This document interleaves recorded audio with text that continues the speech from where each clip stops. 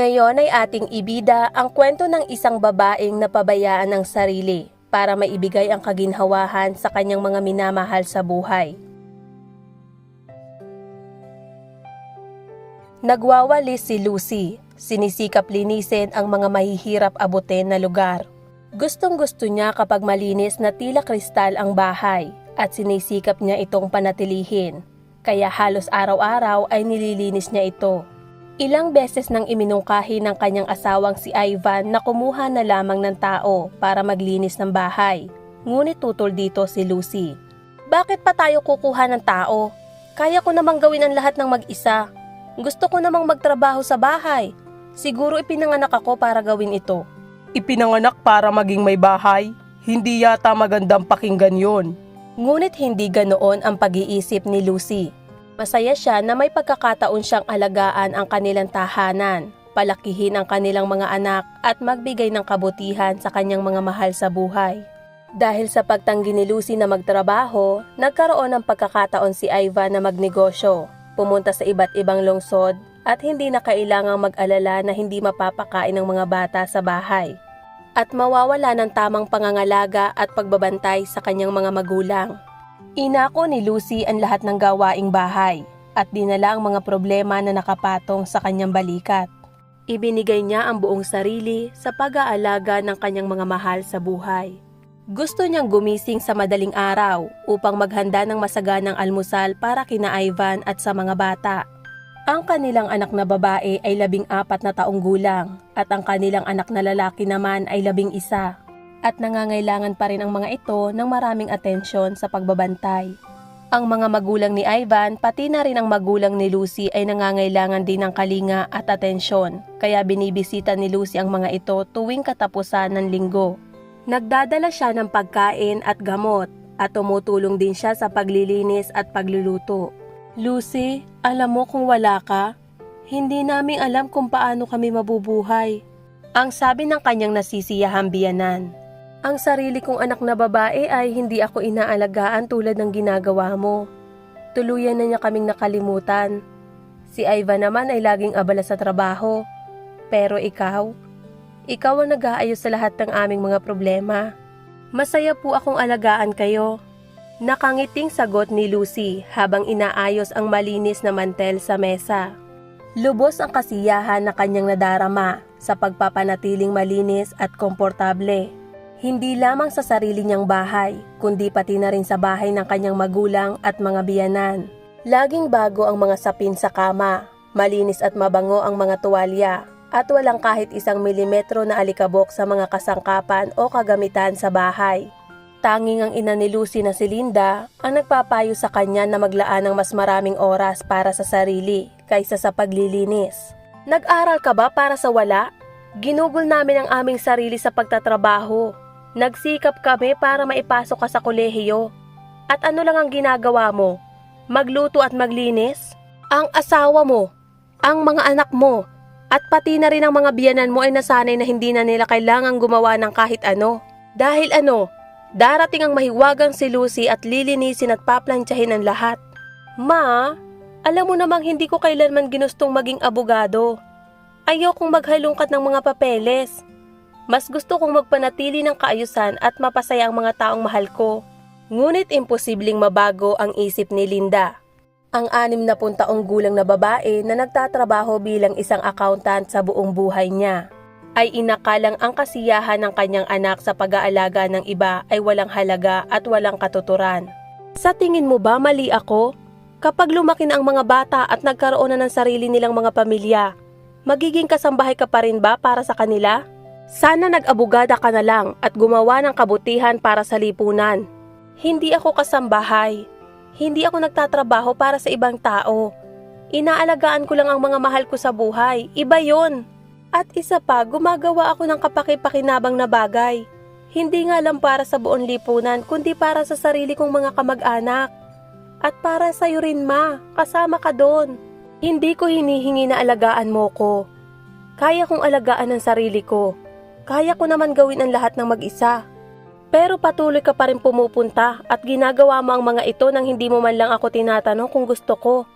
Ipinipilit mo lang ang iyong pag-aalaga, Lucy. Pagkatapos ng pag-uusap na iyon, gustong-gusto ni Lucy na magdamdam sa kanyang ina at huwag na itong dalawin. Ngunit makalipas ang ilang araw, kumalma si Lucy at nagpatuloy sa pagtulong. At paminsan-minsan ay nakikinig sa mga reklamo ng kanyang ina. Samantala, kailanman ay hindi nagpahayag si Ivan ng pagkadismaya sa kanyang asawa dahil sa hindi pagtatrabaho nito. Kontento siya na si Lucy ay manatili na lang sa bahay, mag-asikaso ng mga gawaing bahay at panatilihing maayos ang buhay ng kanilang mga anak at magulang. Marahil ay mas madali ito para kay Ivan dahil bagaman at tila hindi nakikita ng iba ang mga ginagawa ni Lucy, kung wala ang paghihirap nito, malamang ay hindi magkakaroon ng ganoong kapayapaan at kaginhawahan sa pamilya. Isang araw, nakita ni Lucy sa bulsa ng jacket ng kanyang asawa ang 2 tiket papunta sa teatro. Noong una, natuwa si Lucy dahil sa wakas ay nagpasya si Ivan na lumabas sila dahil hindi na niya maalala kung kailan sila huling lumabas na magkasama. At heto nga ang mga tiket para sa teatro at para sa isang palabas na kung saan ay paborito niya ang mga artista. Nagkunwari si Lucy na hindi niya nakita ang mga tiket dahil hinihintay niyang isorpresa siya ni Ivan, ngunit hindi iyon nangyari. Naisip ni Lucy na baka ang mga tiket ay binili ni Ivan para sa isang kaibigan o kasamahan sa trabaho.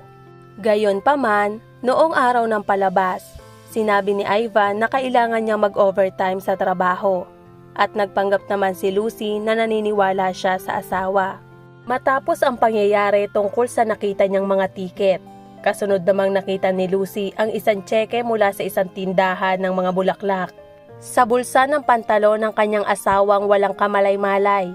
At pagkatapos ay isang sertipiko na regalo para sa isang beauty salon at massage parlor. Mula sa simula hanggang sa huli ay tumanggi si Lucy na paniwalaan na may ibang babae ang kanyang asawa, ngunit hindi niya kayang magbingi-bingihan ng matagal.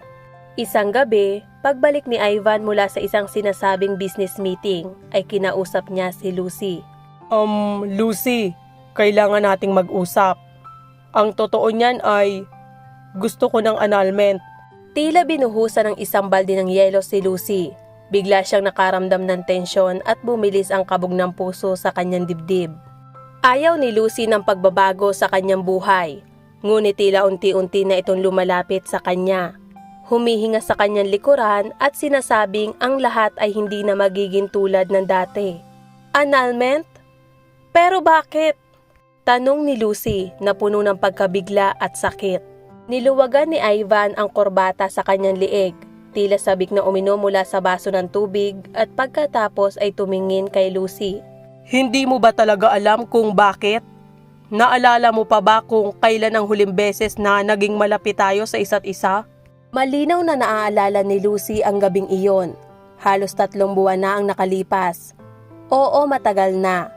Pero dahil laging pagod si Ivan sa trabaho. Meron ka bang ibang babae? Bakit? Mas mabuti ba siya kaysa sa akin? Napangiwi si Ivan na parang nakatikim ng sili. Lucy, hindi siya kasing buti mo. Pero iba siya sa'yo. Anong ibig mong sabihin na iba? Bata? Payat? Masigla? Patuloy na pagtatanong ni Lucy. Hindi. Hindi siya mas bata kaysa sa'yo. Ang kanyang katawan ay pangkaraniwan lang. Pero palagi kaming may napag-uusapan at meron ding tahimik na mga sandali. Magaan ang loob ko sa kanya at hindi ako nababagot. Hindi ko na kayang mabuhay kasama ka. Hindi na natin kilala ang isa't isa. Ang ginagawa mo lang ay ang maglinis at magluto. Para ka na lang isang kusinera para sa akin. Walang ibang pag-uusapan kundi ang mga lulutuin para sa mga susunod na araw. Malinaw na malinaw kay Lucy na ang karibal niya ay aktibo at palakaibigan, kung saan ay kanyang kabaliktaran. Ano ang sasabihin sa mga bata? O ako ba ang dapat na umalis? Malamig na tanong ni Lucy. Hindi ikaw. Pilit na ngumiti si Ivan, pero lumabas itong kaawa-awa. Mananatili ka sa bahay kasama ang mga bata. Tutulungan kita. Pero Lucy, kailangan mong maghanap ng trabaho. Dahil hindi na kita susustentuhan.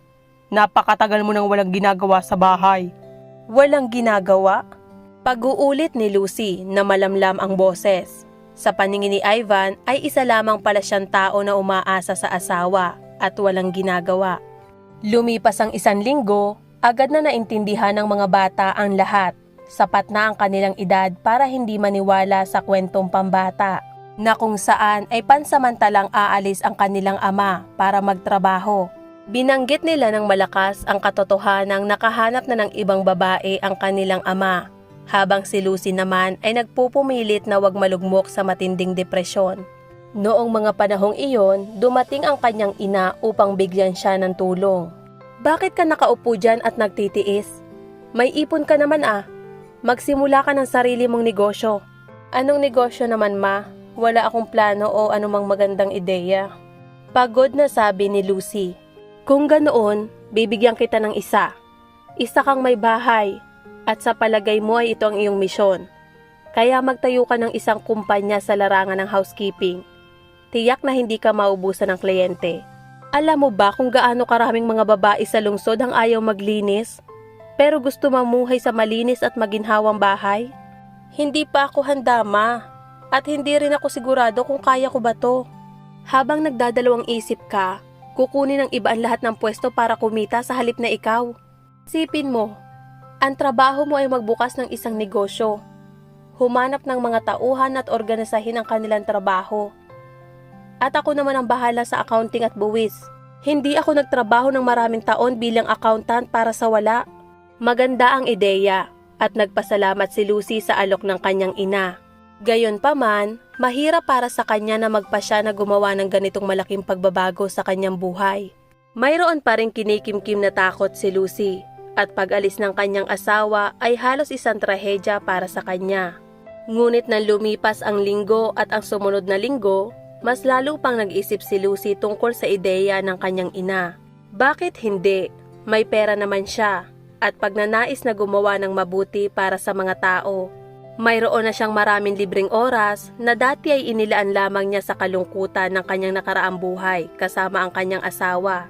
Sa huli, napagod si Lucy sa kanyang sariling kawalan ng tulong at depresyon, kaya't nagpasya siyang gawin ang negosyong inialok sa kanya ng kanyang ina. Umupa siya ng maliit na opisina sa lungsod, bumili ng mga gamit panlinis tulad ng mga walis, mops, basahan at iba pang kagamitang panlinis. At pagkatapos ay nag-hire ng mga kababaihan. Makalipas ang 3 buwan, laking gulat ni Lucy dahil ang kanyang maliit at napakasimpleng kumpanya ay mayroon ng hindi bababa sa 20 regular na kliyente.